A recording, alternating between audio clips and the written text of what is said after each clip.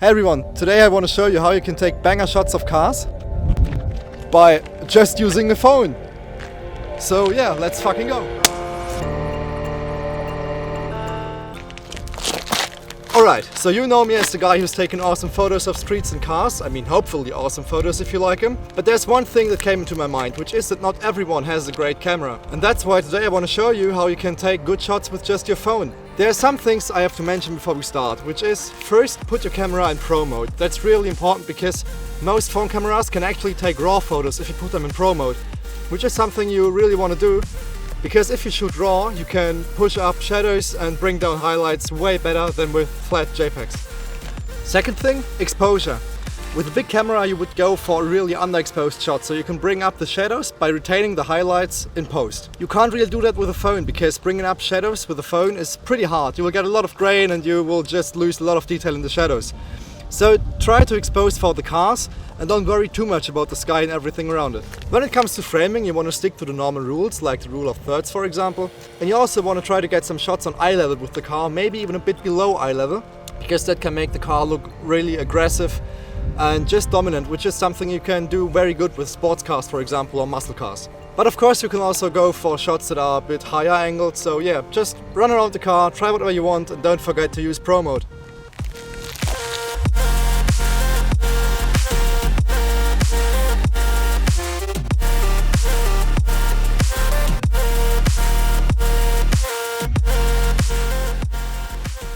As you can see, we have chosen a sunset for today's lighting situation.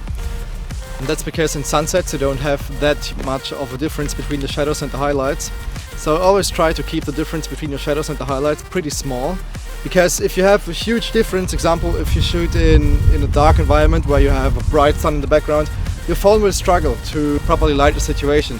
Because then you can either expose for the highlights or the shadows, but not for both at the same time. And also in terms of background, if you use a modern phone like an iPhone 13 or something along those lines, you can use portrait mode to blur the background. But you can't do that on older phones, like on mine for example. So you have your car in focus, but the background is also pretty much in focus as well. And if you have a background where there's a lot of stuff going on, for example if you have a lot of buildings in the background or whatever, then it can be a bit distracting and it's hard to lead the viewer's attention to the car. And that's why you want to go for a pretty clean background where there's not as much going on, like for example a chill landscape, some mountains, a lake, I don't know. But try to keep things simple if you don't have something like portrait mode for example. Okay, so welcome to editing.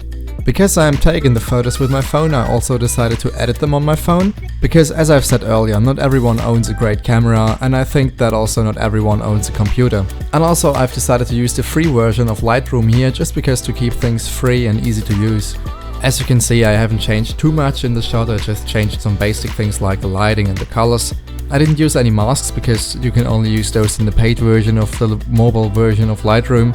And as I've said earlier, I want to stick with the free version. And you can also see that I'm going with quite a warm edit because I want to really bring over the warm tones of the sunset. And in my opinion, you can't really do that if you go with a pretty blue edit. That's why I also changed the white balance a bit to the orange side later, just to make everything warmer and a bit more inviting, and also to make it fit the background, which was that awesome sunset we have seen. And yeah, that's the edit right here. You can see the before and the after, and I think especially for a mobile shot this is pretty nice. I mean, of course, with an expensive camera you could have done way more, especially in terms of dynamic range, because with my big camera I could have still retained the details in the sky and I could have really made the sky pop, but that's just something you can't do with a phone, or at least not with a phone that's as old as mine. But overall I'm pretty happy with the results, and I think it shows really good that you can also take good photos if you don't have a lot of money to spend on a big camera. And with all that said and done, everyone, grab your phones, go out, shoot some photos, don't forget to go to Pro mode. And yeah, have a great day, and please let me know in the comments if this helped you and if it inspired you. And now just enjoy your day.